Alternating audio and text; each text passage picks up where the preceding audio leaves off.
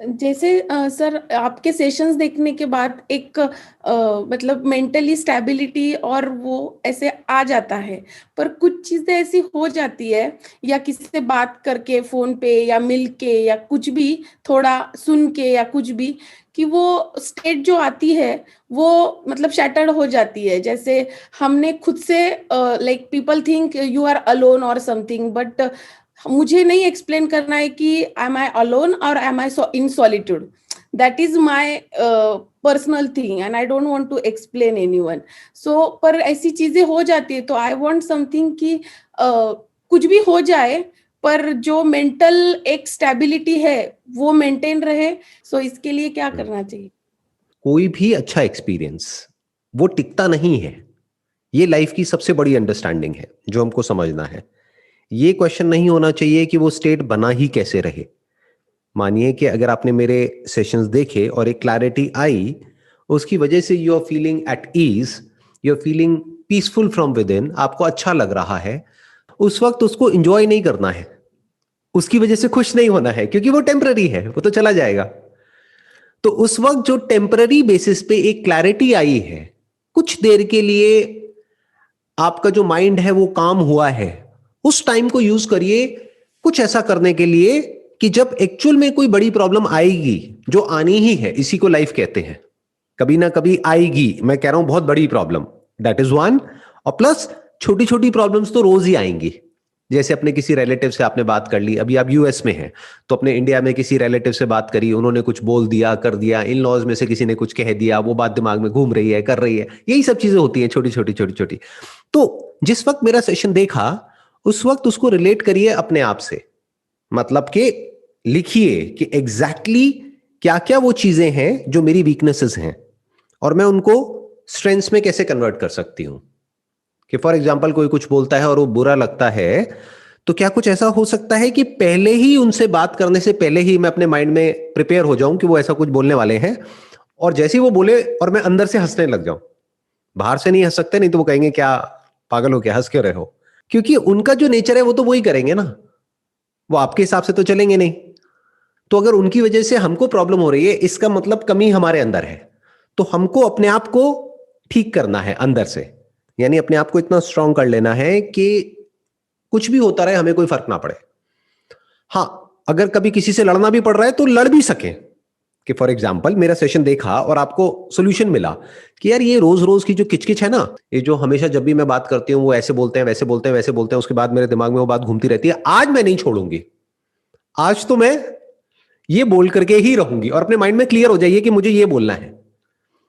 तो पहले ही लिख लीजिए। तो क्या होगा, अब आप उस सिचुएशन में फंसे नहीं हैं, आप खुद उस सिचुएशन में जा रहे हैं।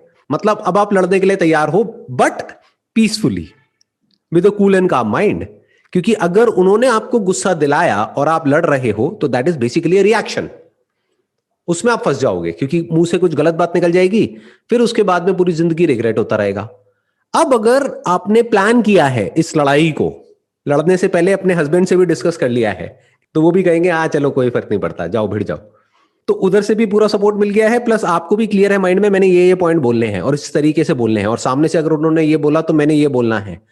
तो बेसिकली क्या हो रहा है, आप एक प्रॉब्लम का सॉल्यूशन निकाल रहे हो उस वक्त जिस वक्त आपका माइंड कैपेबल है सॉल्यूशन निकालने के लिए। आने वाले टाइम में जो भी प्रॉब्लम होने वाली है, जिस भी लेवल की होने वाली है, उसका पहले से ही सॉल्यूशन निकाल लिया है कि बुरे से बुरा क्या हो जाएगा, अच्छा ये हो जाएगा ना, I am ready for it, ये हो गया तो मैं ये कर दूंगी, खत्म, प्रॉब्लम सॉल्व। राइट। या इसी क्वेश्चन के related, is it necessary all the time to clear the things और एनीथिंग, लाइक कभी हम कंप्लीटली उस इंसान को या उस सिचुएशन को मतलब डिलीट कर सकते हैं ना, कि छोड़ ही दो, मतलब मैटर ही ना करे लाइफ में? बेसिकली लाइफ में हमारे पास इन्फिनिट पॉसिबिलिटीज होती हैं at any given point in time. क्या क्या ऑप्शंस है आपके पास में? नंबर एक, कि उस पर्सन से बात करना ही बंद कर दो, या फिर उसको इग्नोर करने लग जाओ। वो अपने आप ही धीरे धीरे समझ जाएगा या समझ जाएगी कि भाई इनका इंटरेस्ट नहीं है मेरे से बात करने में। तो there are lot of options. देखो दो चीजें होती हैं, एक है कुछ ऐसे लोग होते हैं जो हमको पता है कि अंदर से वो ऐसे हैं जो हमसे बिल्कुल ही अलग है, अलग सिर्फ नेचर वाइज नहीं, ऊपर ऊपर से। मतलब आप समझ गए कि फॉर एग्जाम्पल आपकी अप्रोच बहुत ही पॉजिटिव है लाइफ को लेकर के, और उनकी जो अप्रोच है वो अल्ट्रा नेगेटिव है, वो बहुत ही ज्यादा नेगेटिव है। तो आपको पता है कि ऐसे कुछ लोग हैं हमारी फैमिली में या फ्रेंड सर्कल में, तो आपको ये भी क्लियर है कि मेरे को इनसे ज्यादा बढ़ाना नहीं है, मेरे को इनसे ज्यादा बना करके नहीं रखना है। मतलब आगे जाकर के लाइफ में 10-20 साल बाद मैं इनको अपनी लाइफ में कहाँ देखती हूँ, कहीं भी नहीं देखती हूँ। तो 10-20 साल वेट क्यों करना है, आज ही खत्म करो ना, साफ बोल दो, कोई दिक्कत नहीं है, उसमें कोई चोरी थोड़ी है। आप यही तो बोल रहे हो कि भाई मेरा इंटरेस्ट नहीं है आपसे ज्यादा बात करने में, तो उससे धीरे धीरे एक डिस्टेंस मेंटेन कर लो। उससे हम एक डिस्टेंस मेंटेन कर सकते हैं और करना ही चाहिए, क्योंकि ज्यादा लोगों के साथ में तो खिचड़ी सी बन जाती है ना। कितने लोगों से आप बना करके रखोगे, कुछ गिने चुने 5-7 लोग ही तो होते हैं जिनसे हमको बना करके रखनी है। अच्छा, अब आती है दूसरी पॉसिबिलिटी कि ये पर्सन वो है जिसकी जगह बहुत इंपॉर्टेंट है आपकी लाइफ में, सिर्फ आज ही नहीं, आने वाले 10 साल बाद भी, 20 साल बाद भी। मान लो आपके पेरेंट्स हैं, मान लो भाई है, बहन है, या हस्बैंड है, बच्चे हैं। राइट। अब बच्चों से तो जिंदगी भर का रिलेशन है ना, वहां पे तो डिस्टेंस मेंटेन नहीं कर सकते। हस्बैंड से कैसे डिस्टेंस मेंटेन करोगे, राइट। तो वहां पे क्या करना है, वहां पे जो भी प्रॉब्लम है उस प्रॉब्लम को सॉल्व करना है। कैसे सॉल्व होगा, बात करने से। अब इसको मैं जोड़ देता हूं आपके पहले वाले क्वेश्चन से।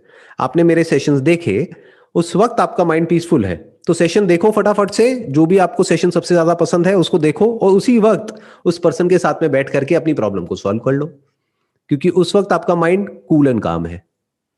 सर जैसे I can't be like so much politically correct, like अभी आजू बाजू में सब लोग most of the time people behaving like, हमें पता भी चलता है कि दे आर फेकिंग, और मतलब पसंद भी ना आए तो वो पॉलिटिकली करेक्ट रह के ही सब सब चीजें चलती है।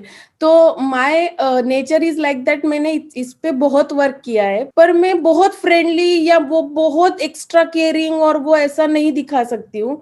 तो is it necessary to be politically correct every time, या फिर हम लोग जैसे है वैसे ऑनेस्ट रह के भी रह सकते हैं?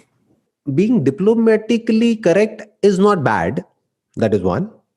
क्यों? क्योंकि you must be diplomatically correct, क्योंकि अगर हम करेक्ट नहीं है सामने वाले के साथ में, इन द सेंस कि जो भी हमारे मन में आ रहा है हम बोलते चले जा रहे हैं, तो वो रिलेशन कोई भी हो वो ज्यादा टाइम तक नहीं चल सकता, क्योंकि हमारे मन में तो कुछ भी आ जाता है।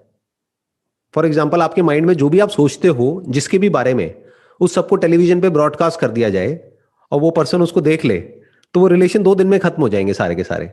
तो you must be diplomatically correct as far as speaking is concern. तभी कहते हैं बोलने से पहले 4 बार सोचो, लेकिन वही बोलो जो सामने वाले को अननेसेसरी हर्ट ना करे। That is one way of looking at it. Number 2, जिसकी आप बात कर रहे हैं कि ऑनेस्टी, तो honesty is the best policy. अब आप कहोगे ये 2 अलग अलग चीजें हैं, अलग अलग नहीं है, क्योंकि डिप्लोमेटिकली करेक्ट होने का मतलब क्या, कि आप झूठ नहीं बोल रहे हैं, आप प्रिटेंड नहीं कर रहे हैं, आप फेक नहीं कर रहे हैं। मतलब आप ये नहीं कह रहे हैं कि कोई पर्सन है जो आपको पसंद नहीं है और उसको जाकर के बोल रहे हैं कि अरे मुझे तो तुम बहुत पसंद हो, तो ये हो गया फेक करना। ये डिप्लोमेटिकली करेक्ट नहीं है। डिप्लोमेटिकली करेक्ट मतलब क्या, कि कुछ चीजें हैं जो हम चाहते हैं कि सामने वाला हमको ना बोले। फॉर एग्जाम्पल, आप चाहते हो कि आपके हस्बैंड आपको इस तरह से ना बोले, तो उस तरह से अगर आप उनको नहीं बोल रहे हो तो you are diplomatically correct. But मान लो आपका कोई पड़ोसी है और वो आपको पसंद नहीं है, लेकिन फिर भी उनके मुंह पे जाकर के बोल रहे हो कि नहीं नहीं मुझे तो आप बहुत अच्छे लगते हो, तो ये क्या हो गया, ये आप डिप्लोमेटिकली करेक्ट नहीं हो, आप फेक कर रहे हो अपनी पर्सनालिटी को, आप फेक कर रहे हो अपने थॉट्स को। अब इसमें क्या प्रॉब्लम होती है, अंदर हमारे एक कॉन्फ्लिक्ट शुरू हो जाता है। हमेशा हमें याद रखना पड़ता है, तो माइंड के ऊपर बर्डन आ जाता है कि हमें किसके साथ कैसे बोलना है, क्या बोलना है, कब बोलना है, अब पिछली बार हमने उसको क्या बोला था। फिर एक के बाद एक ना एक लूप बन जाता है, मतलब एक के बाद एक झूठ आपस में जुड़ते चले जाते हैं और वो सारे झूठ हमको याद रखने पड़ते हैं, और फिर वो एक तरह का बोझा होता है जो अपने सर पे उठा करके हमको घूमना होता है पूरी जिंदगी के लिए। तो कभी भी फेक मत करो, झूठ मत बोलो। इसका मतलब ये नहीं है जो भी मन में आया वो बोल दिया। जैसे अगर आपके मन में आ रहा है मेरे बारे में कुछ ऐसा उल्टा, मानो कि कितना घटिया आदमी है वट एवर, तो बोलना नहीं है ना। बोल दोगे तो अच्छा नहीं लगेगा ना मेरे को भी, और जो लोग देख रहे हैं उनको भी। आ रहा है ऐसा कुछ, आ रहा है आपके मन में? नहीं, बिल्कुल नहीं सर। नहीं आ रहा। Just kidding. जैसे अगर आपके मन में कभी किसी के लिए कुछ गलत आ भी रहा है तो जरूरी नहीं है कि हम उसको बोलें, एक डिस्टेंस मेंटेन कर लेंगे, जरूरत से ज्यादा उसको प्रिटेंड नहीं कर रहे कि ये है वो है वट एवर, है ना। So all I am saying is be diplomatically correct, be honest, don't say whatever is there on your mind just because कि मेरे तो मन में जो भी आता है मैं बोल देती हूं। ठीक है, आप बोल देते हो, बट क्या आप सुनने के लिए भी तैयार हो? अपने आप से ये भी क्वेश्चन पूछना है कि मेरे मन में तो जो भी आता है मैं बोल देती हूं, दैट्स ओके, गुस्से में जो मर्जी आप बोल देते हो, बट क्या सामने वाला भी अगर इतना ही लेवल पे जितने लेवल पे आप बोल रहे हो, क्या आप भी सुनने के लिए तैयार हो? नहीं, मैं सुनने के लिए तैयार नहीं हूं लेकिन बोलने के लिए तैयार हूं, तो गड़बड़ हो गई ना। तो डिप्लोमेटिकली करेक्ट होने का मतलब क्या कि जैसा बिहेवियर आप सामने वाले से एक्सपेक्ट करते हो उस सिचुएशन में वैसे ही बिहेव करो सामने वाले के साथ में, बस खत्म। जैसे फॉर एग्जाम्पल मेरी और मेरी वाइफ की कभी कभी लड़ाई होती है तो मैं उतना ही बोलता हूं जितना कि मैं सुन सकता हूं। अगर मुझे पता है कि इससे ज्यादा मैं सुन नहीं पाऊंगा तो मैं बोलता भी नहीं हूं, चुप हो जाता हूं। तो उससे क्या है कि एक बड़ा अच्छा एक ट्यूनिंग बन जाती है, मतलब एक बहुत अच्छी अंडरस्टैंडिंग बन जाती है। सच बोलना हर सिचुएशन में अच्छा नहीं होता है। जैसे आपने वो एग्जाम्पल भी सुना होगा कि भाई एक कसाई जा रहा था किसी को मारने के लिए, जानवर को, और किसी ने उससे पूछा, राइट, तो उसने झूठ बोला, तो वो अच्छा किया है बुरा किया? ऑब्वियसली अच्छा किया क्योंकि किसी की जान बचा ली। तो इस तरह से लाइफ को थोड़ा सा मैनेज करना होता है, तभी आप सोसाइटी में अच्छे से रह सकते हो सब लोगों के साथ में।